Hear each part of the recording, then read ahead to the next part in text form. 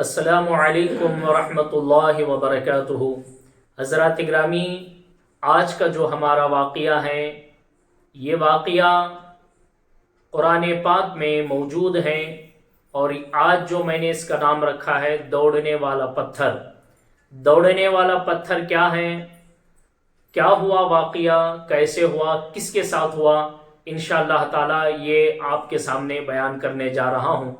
بخاری شریف میں بھی یہ واقعہ موجود ہے، اور قرآن پاک کی تفسیر ہے تفسیر ساوی، اس میں بھی یہ واقعہ موجود ہے۔ واقعہ کیا ہے اور یہ پتھر کس کا ہے، کس کے ساتھ یہ واقعہ پیش آیا، سب سے پہلے ہم یہ معلوم کرتے ہیں۔ یہ پتھر حضرت موسیٰ علیہ السلام کا تھا۔ حضرت موسیٰ علیہ السلام کے ساتھ یہ پتھر ہمیشہ آپ کے تھیلی میں ہوا کرتا تھا۔ روایتوں میں آتا ہے اس پتھر کی لمبائی 1 ہاتھ تھی اور چوڑائی بھی اس پتھر کی 1 ہاتھ تھی۔ 1 ہاتھ لمبا 1 ہاتھ چوڑا یہ پتھر حضرت موسیٰ علیہ السلام کی تھیلی میں ہمیشہ رہتا تھا۔ حضرت موسیٰ علیہ السلام جہاں بھی جاتے اس پتھر کو اپنے ساتھ لے کے جایا کرتے تھے۔ واقعہ اس پتھر کا دوڑنے والا اس طرح پیش آیا کہ حضرت موسیٰ علیہ السلام کی قوم جو بنی اسرائیل تھی، بنی اسرائیل کی عادت یہ تھی کہ جتنے لوگ بنی اسرائیل کے تھے، چاہے بچے ہوں، بڑے ہوں، بوڑھے ہوں، جوان ہوں، جو بھی ہوں، ان کی عادت یہ تھی کہ وہ سر عام نہایا کرتے تھے، سر عام غسل کیا کرتے تھے، اور ان کی عادت یہ تھی کہ وہ سارے کے سارے برہنہ ننگے ہو کر نہایا کرتے تھے، اور انہیں کوئی شرم بھی نہیں تھی۔ بلکہ یہ کہا جائے تو کوئی بات نہیں ہوگی کہ وہ جس کو شرم یعنی کچھ چھپا کے نہاتا ہو، جو تہبند باندھ کے یا کپڑے پر نہاتا ہو، اس کو عیبدار سمجھتے تھے، اس کو برا سمجھتے تھے، اور جو سر عام ننگا ہو کے نہاتا تھا وہ ان کو عیب نہیں سمجھتے تھے۔ وہ بلکہ فخر کے ساتھ یہ کہتے تھے کہ ہم سب کے سامنے نہا رہے ہیں، ہمارے اندر کوئی عیب نہیں ہے۔ اور حضرت موسیٰ علیہ السلام بھی اسی قوم کے ایک فرد تھے، انہی کے ساتھ پلے بڑے تھے۔ لیکن حضرت موسیٰ علیہ السلام اللہ کے پیغمبر ہیں، نبی ہیں، رسول ہیں، کلیم اللہ ہیں۔ ہر نبی حیا والا ہوتا ہے، ہر رسول حیا والا ہوتا ہے، تو حضرت موسیٰ علیہ السلام کب اس طرح کی بے حیائی میں آپ شامل ہو سکتے تھے، کب ان کے ساتھ آپ برہنہ ہو کر نہا سکتے تھے؟ نبی کی شان یہ نہیں ہے کہ برہنہ ہو کر، ننگا ہو کر لوگوں کے درمیان نہائے۔ حضرت موسیٰ علیہ السلام آپ اپنی قوم کے سامنے کبھی نہیں نہاتے، اگر کبھی ضرورت پڑے آپ تہبند باندھ کے نہایا کرتے تھے، یا پھر یہ تھا کہ حضرت موسیٰ علیہ السلام ایسی جگہ نہایا کرتے تھے جہاں کسی کا گزر نہیں ہوا کرتا تھا۔ آپ اپنے معمول کے مطابق ہمیشہ تہبند باندھ کے نہاتے، یا پھر چھپ کے آپ نہایا کرتے تھے۔ ایک دن قوم نے آپ پہ تہمت لگائی، عیب لگائی کہ موسیٰ ہمارے بیچ کیوں برہنہ ہو کر نہیں نہاتے؟ ہو سکتا ہے ان کے جسم میں کوئی عیب ہو، ان کو برس کی بیماری ہو گئی ہو، یعنی ان کے جسم پہ سفید سفید داغ ہوں، دھبے ہوں، اس لیے وہ ہمارے سامنے اپنا جسم نہیں کھولنا چاہتے۔ جب نبی پہ تہمت لگائی گئی، جب نبی کو عیبدار بتایا گیا، جب نبی کو بیمار، برس کے بیمار والا بتایا گیا، تو اللہ تبارک و تعالی نے اپنے نبی پر لگائے گئے اس تہمت کو لوگوں کے ذہنوں سے مٹانے کی اللہ تبارک و تعالی نے جب ارادہ فرمایا، تو اللہ تعالی نے پھر اس واقعے کو جو ہے ظاہر فرمایا۔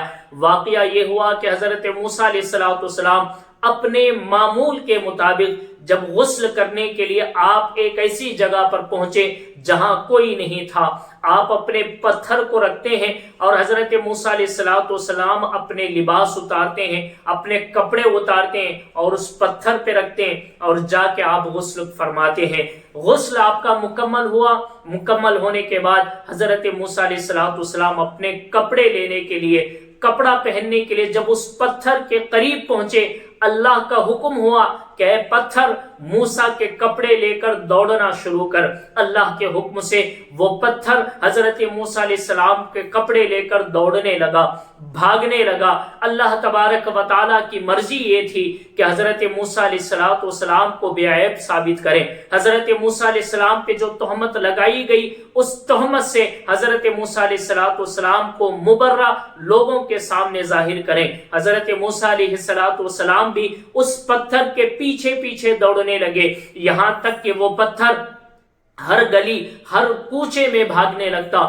پوری بنی اسرائیل قوم حضرت موسیٰ علیہ السلام کے جسم کو دیکھتی ہیں۔ حضرت موسیٰ علیہ السلام جس گلی سے گزرتے وہ قوم حضرت موسیٰ علیہ السلام کو دیکھا کرتی۔ جو تہمت وہ لگائے تھے اس تہمت سے مبرہ ہونے کے لیے اللہ تبارک و تعالیٰ نے آپ کے جسم کو لوگوں کے سامنے ظاہر فرمایا۔ ساری قوم جب حضرت موسیٰ علیہ السلام کو دیکھ لیتی ہے تو اللہ تبارک و تعالیٰ کا حکم ہوا کہ اے پتھر رک جا۔ وہ پتھر رکا۔ حضرت موسیٰ علیہ السلام اپنے کپڑے اٹھاتے ہیں اور پہن لیتے ہیں اور اللہ تبارک و تعالیٰ کی بارگاہ میں عرض کرتے ہیں کہ مولا اس طرح یہ واقعہ پیش کیوں آیا؟ اللہ نے فرمایا اے موسیٰ ہم تمہیں بے عیب ظاہر کرنا چاہتے تھے، لوگوں کو دکھانا چاہتے تھے کہ آپ کے جسم پہ کوئی داغ دھبا نہیں ہے، آپ کے جسم کو ہم نے پاک بنایا ہے اور آپ کے جسم کو ہم نے حسن والا بنایا ہے۔ جو لوگوں نے تہمت لگائی کہ آپ کے جسم پہ برس کی بیماری ہو گئی ہوگی یا کوئی عیب ہوگا جس کی وجہ سے آپ تہمت باندھ کے یا پھر اکیلے میں نہاتے ہیں، یہ جو تہمت آپ پہ لگائی گئی اس تہمت کو دور کرنے کے لیے، لوگوں کے ذہن سے مٹانے کے لیے میں نے اس واقعے کو ظاہر کیا ہے۔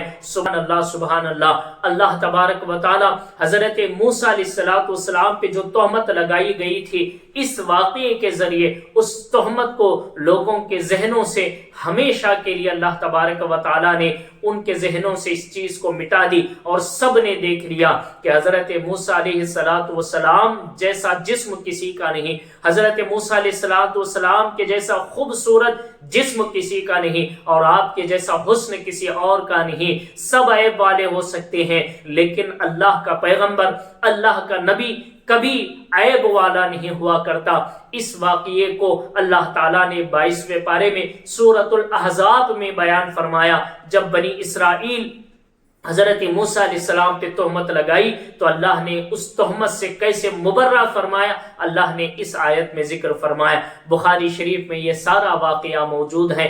تو آج کے اس واقعے سے ہمیں یہ درس ملتا ہے کہ اللہ تبارک و تعالی ہمیشہ اپنے نبیوں کی حفاظت فرماتا ہے، اور جب بھی کوئی اس کے نبیوں پر کوئی تہمت لگاتا ہے اللہ تبارک و تعالی اس تہمت کو لوگوں کے ذہنوں سے مٹانے کے لیے ہمیشہ واقعات کو ایسے ظاہر فرماتا ہے کہ لوگوں کے دلوں سے دماغوں سے ہمیشہ نبی کی عظمت و شان بیٹھتی ہے، اور ان کے دل و دماغ سے جو تہمتیں لگائی گئی، عیب لگائے گئے، وہ سارے عیب و تہمت دور ہو جایا کرتے ہیں۔ اللہ سے دعا ہے اللہ تعالیٰ آج کے ہمارے اس واقعے کو سمجھنے اور نبیوں کی شان و عظمت کو ہمیشہ دلوں سے قبول کرنے کی توفیق عطا فرمائے۔ السلام علیکم ورحمۃ اللہ وبرکاتہ۔